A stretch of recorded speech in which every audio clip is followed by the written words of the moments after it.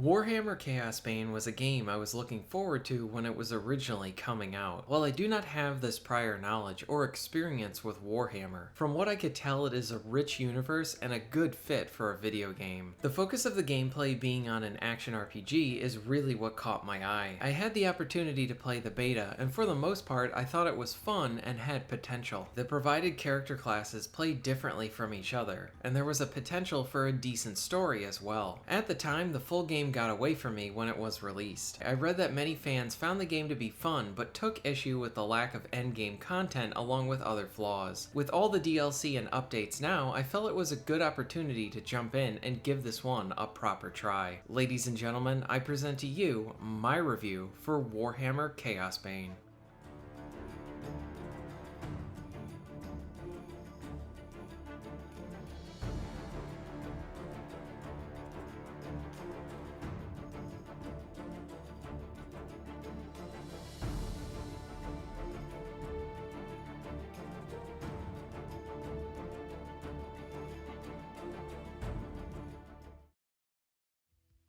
When it comes to the game, there are going to be a lot of elements that feel familiar. The action is from a top-down perspective, and your goal is to defeat enemies, level up, and collect new equipment. Chaosbane does a great job at providing a diverse amount of character classes. The Empire Soldier is the paladin-like character. He can smash his shield into enemies to slow or stun them, along with being able to place various banners on the ground to provide buffs for the team. The Mage is a ranged attacker. He can cast a variety of different spells along with being able to control the direction of his spells. The Slayer is the all-out melee character. He has a few moves that can provide your allies with more health and has a unique grappling hook ability that allows him to zip around the battlefield. This allows the Slayer to do a lot of quick damage and then escape a lot of the incoming damage. The Elf Scout is a ranged attacker that has a bow and arrow. The Scout can summon allies and has a various amount of bow-based skills. She has a useful ability that allows her to roll out of harm's way. The Dwarf Engineer fights with a hammer and a short-range pistol. Her base attacks have her alternating between the two. She can also spray steam at enemies, and this is used like a twin-stick shooter. And lastly, the Witch Hunter can switch between fighting with a sword or two pistols. This gives him great amount of options for close and ranged combat. As you can see, the 6 characters give you plenty of character variety in who you want to play as, along with a substantial amount of replay value if you decide to try out more than one character.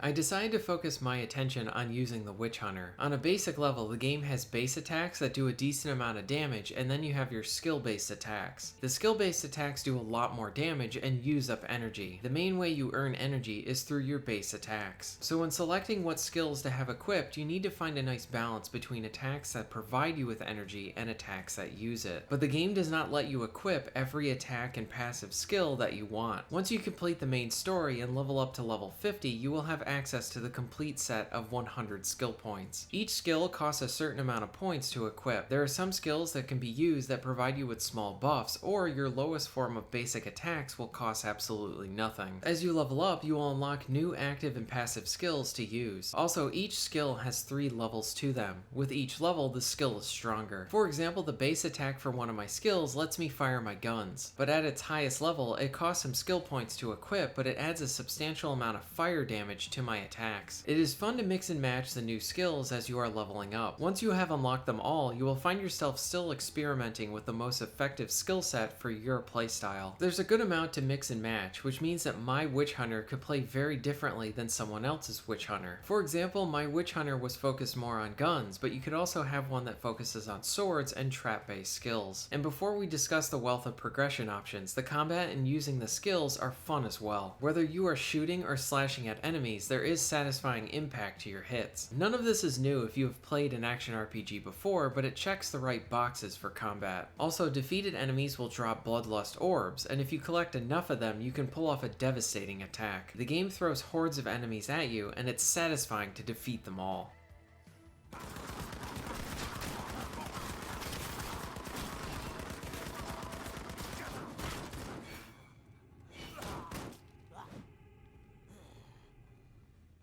You always feel like you are earning something while in Chaosbane. As you defeat enemies, you will earn experience points. As you level up, you will gain more total points for your skills, along with earning new skills to use. Along with this, you will earn favor points for your god skill tree. You have access to 2 skill trees to play around in. Just like with the skill points, you only have a certain amount of favor points to play around with, but you can respec at any point. The god skill trees provide you with new skills, along with passive bonuses by increasing different stats. After you hit the max level of 50, then you will be earning legendary levels. With each legendary level up, you will earn a point that you can then slot into different bonuses to either enhance your healing, damage, or other areas. In terms of leveling, there's a lot to keep you invested, and we haven't even talked about the loot yet. Now, as you defeat enemies and open chests, you will earn new loot. This all works like you would expect, and as you get deeper into the game, you will find yourself hunting down different sets of equipment to get greater bonuses. In addition to this, you can also bless your equipment by using gemstones to enhance their different attributes. In terms of the missions, you will have the main story, which will lead you down a linear path. As you complete various areas of the campaign, you will unlock additional missions and different things to do as part of the endgame. You can complete expeditions, where you will go back to previous areas, defeat enemies, overcome random events, like surviving ambushes and fighting a hard enemy at the end. Relic hunts are similar to these, except you can add additional modifiers to the missions, providing you with more rewards. Then you have a never-ending tower that gets progressively more difficult, but provides you with more stuff to unlock. Lastly, you have the boss rush mode for even more focused encounters. There are a few boss fights within the game, and they have their own ins and outs to them, making them very different fights than the normal encounters. After completing the main campaign, you will have additional areas to complete from the free update and the DLC. They have their own stories that can be experienced as well. In its current state, there is a wealth of different options for the player once they have completed the main campaign. In addition to all of this, the game features both online and offline co-op. Chaosbane is enjoyable in both modes, and while in co-op, your allies can revive you.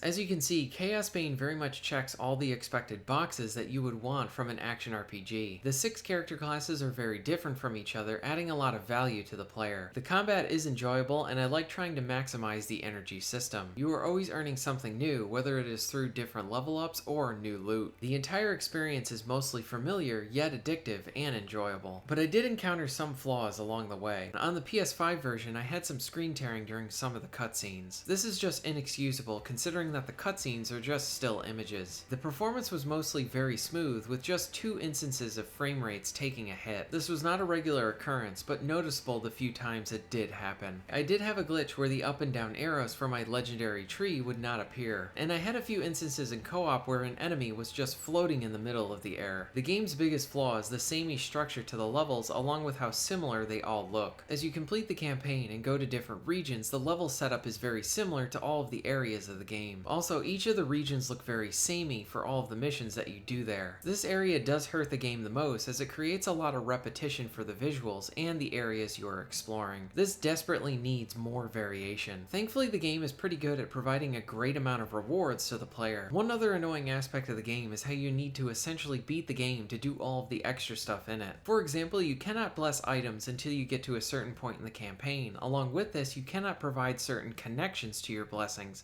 until a later point after that. It is sort of like the game is treating you like a complete newcomer to the action RPG genre. My last notable flaw is the lackluster story. It is a simple tale about helping a hero break a curse. There are no interesting plot points or character interactions. It is all there to provide context to the game. Thankfully, you can easily skip most of these sequences. The cutscenes are fine, but they are only used in the beginning. The best part about them is the narrator, as he helps to breathe some life into these sequences.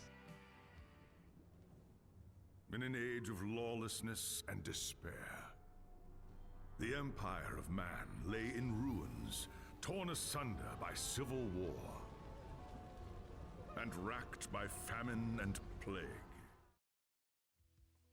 Warhammer Chaosbane is fun, flawed, and familiar. Chaosbane does do a good job at providing different characters to play as, along with lots of rewards for everything. The combat is enjoyable, and the continual rewards will keep you addicted to the game. Chaosbane doesn't really do anything new for the genre, but while it does have its fair share of flaws, the most important aspects of the game it gets right: the progression and the combat. This was a game that I found myself getting hooked on and not wanting to put it down. It is enjoyable in both single player and co-op. Chaosbane is a very fun action RPG that I would highly recommend you check out, especially with it being on a sale. Thank you very much for watching.